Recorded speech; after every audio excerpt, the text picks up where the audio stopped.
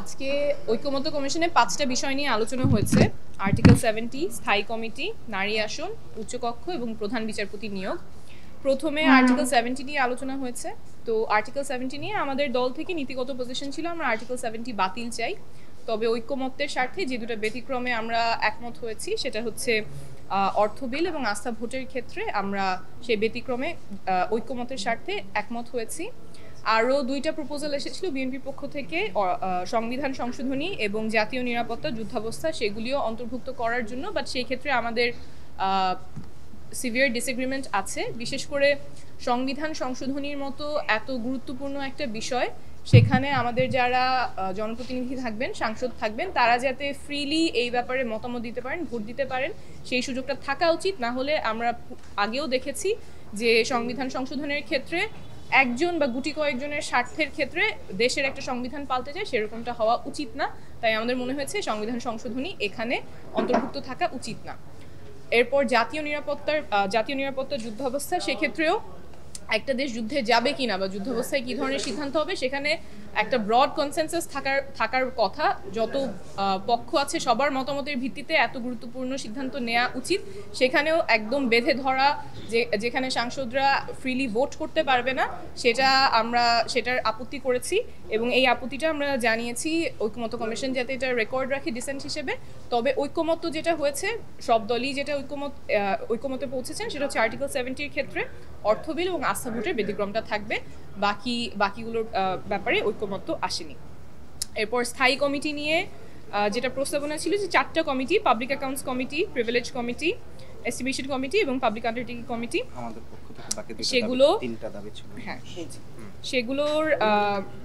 সেগুলোর কমিটিগুলোর সভাপতি আসবে বিরোধী দল থেকে। আমাদের পক্ষ থেকে এর আগেও প্রস্তাবনা ছিল যে আরও কিছু এখানে অন্তর্ভুক্ত করা, বিশেষ করে জনপ্রশাসন, পরিকল্পনা এবং স্বরাষ্ট্র মন্ত্রণালয়, সেটা আমরা তুলে ধরেছি। এবং যে প্রস্তাবনা এসেছে যে আসনের সংখ্যানুপাতে এই কমিটিগুলোর বিরোধী দলকে প্রধান দেওয়া হবে, সেই ব্যাপারেও আমাদের আপত্তি আছে। এরপর কথা হয়েছে নারী আসন নিয়ে। নারী আসনের ক্ষেত্রে সংরক্ষিত নারী আসন 50 থেকে 100-তে উন্নীত হবে, সেই ব্যাপারে ঐক্যমত আছে। কিন্তু কি প্রক্রিয়ায় সেটা হবে সেই ব্যাপারে আবার সেশন বসবে আগামী সপ্তাহে। তো সেই ক্ষেত্রে আমাদের পক্ষ থেকে খুব জোরালো আহ্বান ছিল যে এই যে আমরা 100 নারী প্রতিনিধির কথা বলছি, সেটা যাতে সরাসরি ভোটের মাধ্যমে আসে। আমরা এর আগেও পরিষ্কার করেছি যে সরাসরি ভোটের মাধ্যমে যদি নারীরা সংসদে আসেন, তখন তাদের জনগণের সাথে একটা যোগসূত্র তৈরি হওয়ার ক্ষেত্র তৈরি হয়। তারা তৃণমূল থেকে নেতৃত্ব গুণাবলী সম্পন্ন হয়ে আসবেন, জনগণের কাছে যাবেন, ভোট চাবেন, ইশতেহার নিয়ে কথা বলবেন, ক্যাম্পেইন করবেন এবং তারপরে যখন তারা জনপ্রতিনিধি হিসেবে নির্বাচিত হয়ে আসবেন তার আসন থেকে, তখন তার একটা কনস্টিটিউয়েন্সি থাকবে যাদেরকে তিনি সার্ভ করতে পারবেন। কিন্তু বিদ্যমান যে ব্যবস্থা আছে, যেখানে জনসাধারণের ভোটে তিনি নির্বাচিত হচ্ছেন না, বরঞ্চ দলের মনোনয়নে নির্বাচিত হচ্ছেন, সেখানে তার দায়বদ্ধতাটা জনগণের সাথে থাকে না এবং এই যে কাজ করার ক্ষেত্র, সেই কাজ করার ক্ষেত্রটাও থাকে না। জনগণের প্রতি দায়বদ্ধতা না থেকে দল বা দলের যে নেতা মনোনয়ন দিচ্ছে তার প্রতি দায়বদ্ধতাটা থাকে এবং জনগণও এক্ষেত্রে বঞ্চিত হয়। আমার সংসদে যে এমপি থাকবে, সেই এমপি কে হবে সেই ব্যাপারে তার সে দেওয়ারও কোনো উপায় থাকে না। তো যে বিদ্যমান ব্যবস্থা আছে, তার ফলে দেখা যায় যে আমাদের হয়তো নারী নেতৃত্বের উপস্থিতি আছে, কিন্তু তাদের না আছে ক্ষমতা, না আছে দায়বদ্ধতার জায়গা।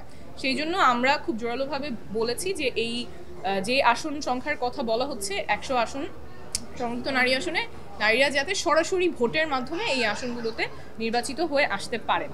এবং এই ক্ষেত্রে আরেকটা বিষয় আমি আহ্বান জানিয়েছি দলগুলোর প্রতি আমাদের দলের পক্ষ থেকে, যে আমরা তো এখানে একটা অসমতার অ্যাড্রেস করার চেষ্টা করছি। আমাদের যে সমাজ ব্যবস্থা আছে, যে নির্বাচন ব্যবস্থা আছে, সেখানে নারী প্রতিনিধির যেভাবে আসা উচিত ছিল এই বিদ্যমান ব্যবস্থায় সেটা আসেনি। তো আমরা যদি বলি যে এটা একটা ব্যাধির মতো, তো ব্যাধির চিকিৎসা করতে গেলে কিছু অস্বস্তি হবেই। সো ফুল প্রুফ কোনো মেথড হয়তো থাকবে না যেখানে কারো কোনো অস্বস্তি হবে না। তো সেইটা মেনে নিয়েই যাতে আমরা যে পরিবর্তনের জায়গাটা চিন্তা করছি একটা গণঅভ্যুত্থান পরবর্তী বাংলাদেশে, যেখানে নারীর প্রতিনিধিত্ব থাকবে, সেই ওপেন মাইন্ডে নিয়ে যাতে দলগুলো নিজেদের মধ্যে আলোচনা করেন যে কি পদ্ধতিতে এই 100 আসন ফুলফিল হবে। এবং সেখানে আমাদের পক্ষ থেকে খুব জোরালো অবস্থান যে এটা যাতে সরাসরি ভোটের মাধ্যমে হয়, জনগণ যাতে নির্বাচিত করতে পারে যোগ্য নারীকে তাদের সাংসদ হিসেবে।